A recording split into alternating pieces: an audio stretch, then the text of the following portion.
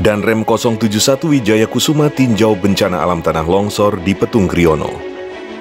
Bencana alam tanah longsor yang menimpa sejumlah titik di ruas jalan di Kecamatan Petung Kriono, Kabupaten Pekalongan, ditinjau langsung dan Rem 071 Wijaya Kusuma, Kolonel Infantri Dwi Lagan Safrudin SIP, pada hari Jumat 21 Januari 2022.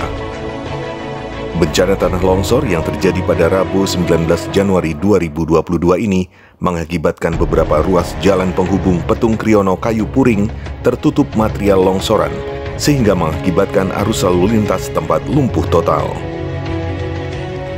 Dan Rem 071 Wijaya Kusuma saat meninjau menyampaikan apresiasinya kepada Dandim 071 Pekalongan yang telah cepat dan tanggap mengatasi kejadian tanah longsor tersebut dengan melakukan pembersihan dan membuka jalan di 6 titik ruas jalan yang tertimbun longsor bersama segenap komponen dan elemen masyarakat di wilayah tersebut, sehingga ruas jalan tersebut bisa dilalui masyarakat kembali. Dikatakan Danrem saat jumpa pers mengatakan kunjungannya ke lokasi bencana alam ini setelah mendapatkan laporan dari Dandim 0710 Pekalongan terkait telah terjadinya tanah longsor di 6 titik di ruas jalan penghubung antara Petung Kriono dan Kayu Puring. Menurut Danrem, dengan situasi curah hujan yang sangat tinggi, tentunya diperlukan alat berat untuk memperbaiki keadaan tersebut, dan ada langkah-langkah pencegahan untuk mengantisipasi jangan sampai terulang kembali. Hal ini nantinya akan dibicarakan dengan stakeholder lainnya untuk diambil langkah yang terbaik.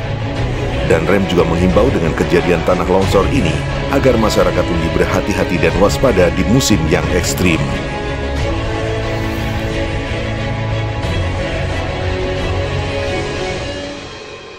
Saya dari Purwokerto datang ke sini, tepatnya di lokasi kejadian bencana setelah saya mendapat laporan dari Dandim terkait adanya tanah longsor akibat banjir bandang.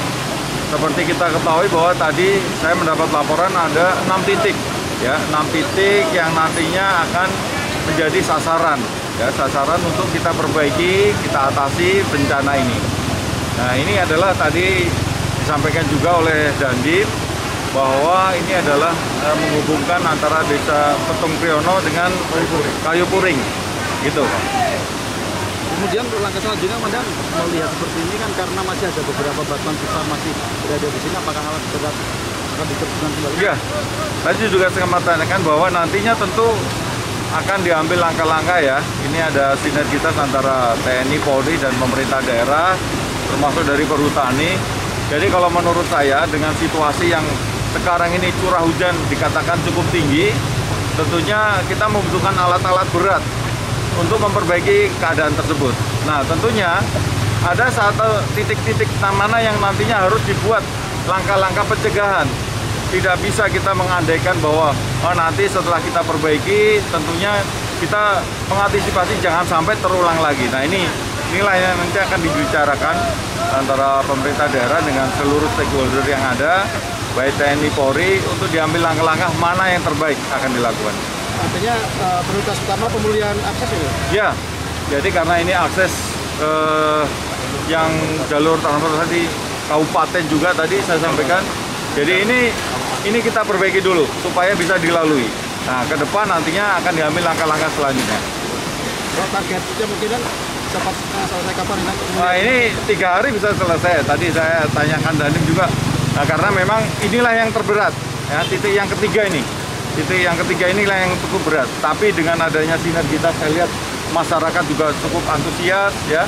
Baik TNI, Polri, semuanya bekerja sama untuk membantu mengatasi masalah tersebut. Pesan dan himbauan kepada masyarakat sekitar dan para pengguna akses jalan ini, Bang. Baik, kalau ini pesan kepada mereka tentunya harus berhati-hati, ya. Ini curah hujan yang cukup tinggi akan sangat berpengaruh terhadap kondisi tanah, sehingga tanah cenderung labil. Dan kondisi-kondisi ini akan berpengaruh juga adanya banjir-banjir bandang yang nantinya akan melewati aliran-aliran sungai ini. Dan ini kebetulan melintas di jalan. Nah, tentunya pada saat kita berkendara, kita harus selalu waspada, kita harus selalu mengantisipasi jika sewaktu-waktu di jalan nanti terjadi hal-hal yang seperti ini. Tim penerangan Kodim 0710 Pekalongan melaporkan dari Pekalongan, Jawa Tengah.